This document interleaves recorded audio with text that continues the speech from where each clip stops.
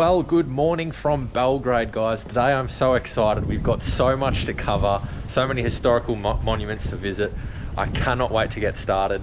We're going to be crossing into New Belgrade today, and the funny thing is right now we are walking down a little place that I like to call Electric Avenue.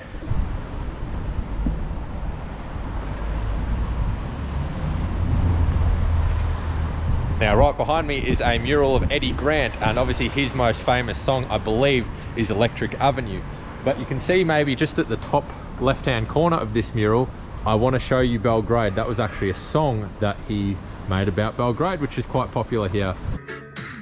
I want to show you Belgrade. Relax and I'll take you to where it's at. And he is wearing a Partizan Belgrade shirt, which is one of the very big football teams here. Actually, you know, I'm not going to say whether it's the first or second biggest team. They're both equally as big. And the other one is Red Star that I'm talking about. Now that we've got the fun stuff out of the way, it's time to get into the serious stuff.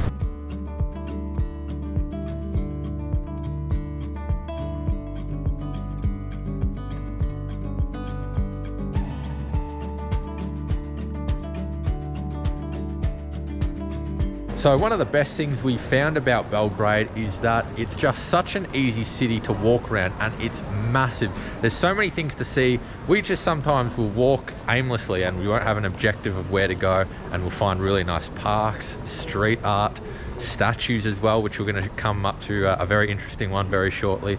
And there's just so many beautiful old buildings as well. Here is the shopping centre Millennium.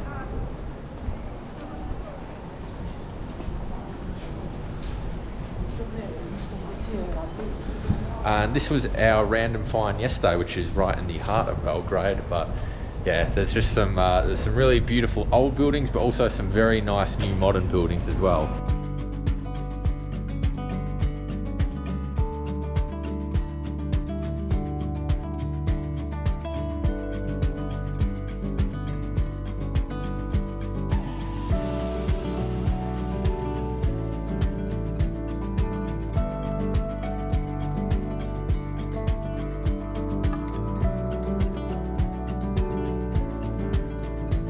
We are both obviously Australian, and at the start of every year is the Australian Open, and of course one of the biggest players that plays is Novak Djokovic, and he's got obviously a big following. So every year we always see the Serbian flag where he's playing and everyone's always supporting him, but we've never actually seen the flag up close. So being in Serbia and actually seeing the flag, it's got the really nice double-headed eagle with the crown on top and some really nice colors.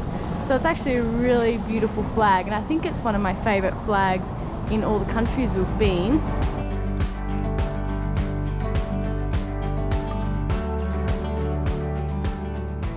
So just next to me is a statue of Peter I. Now, he was actually the last king of Serbia, but he went on to be the first king of the Kingdom of Serbs, Croats and Slovenes, which went on to become modern-day Yugoslavia. Now, that was in 1918, and he actually died exactly 100 years ago in 1921. But the other interesting thing is, after Peter I died, his son Alexander I took over, and he was king of modern-day Yugoslavia. He actually changed the name into Yugoslavia, but unfortunately in the early 1930s, like many people in this part of the world, or many leaders or big figures, he was actually assassinated.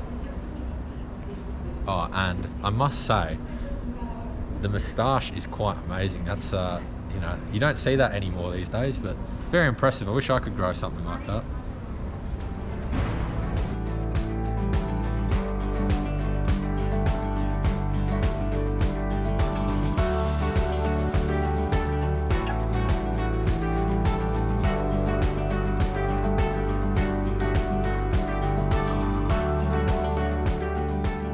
So right now we're going to cross over to New Belgrade for the first time, which we have something very exciting to show you lined up. Now, in order to do that, we actually have to walk across the Sava River, or a bridge that goes over the Sava River, I should say. And the really interesting thing about the Sava River is that this river runs through the capital cities of 3 countries: Croatia, Slovenia, and of course Serbia. So the Sava River.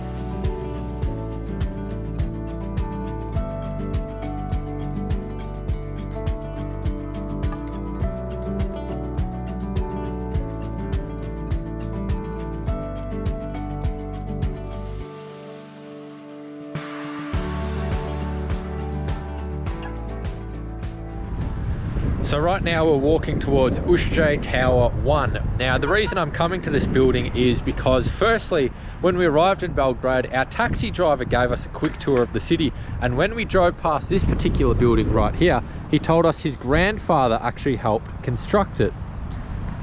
Now from what he said, it was built for Josip Broz Tito, otherwise known just as Tito, who was the president of Yugoslavia between 1953 until his death in 1980. Now, from what he said, Tito hated the building and he spent no time in it. He never went inside the building.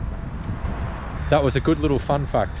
However, unfortunately, after doing a bit of research, because I just needed to double check which building he was talking about, Tito did use the building, but very rarely. I think he preferred to work from home, or he just didn't like the building. But the other historical part of this building was it was actually bombed by NATO in 1999, which was NATO's bombing campaign of Serbia, which we'll touch on as these videos in Serbia go on. But it's pretty incredible to believe that this building right here was bombed, but it is still standing.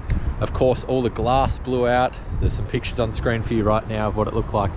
But also over here, this is the Ušće Tower 2, which of course was completed late last year, I believe, in 2020. So I may or may not have had to double check which one was which. But the other really interesting thing is they make up a big complex where there's a shopping center as well, which we'll go inside as well and see.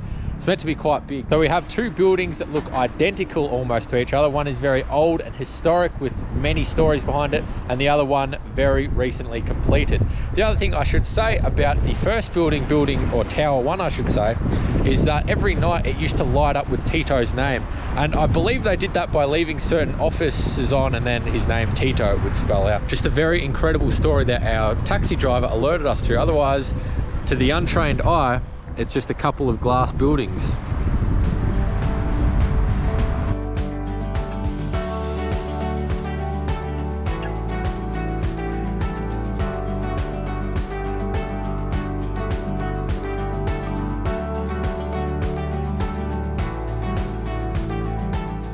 So we just finished up in the shopping centre. We had some lunch while we were there. It was a very nice modern shopping centre. It's massive as well. It was about 5 levels, and it had a couple basement levels as well, and there was a cinema in there with lots of designer brands. So yeah, it was a really nice state-of-the-art shopping centre.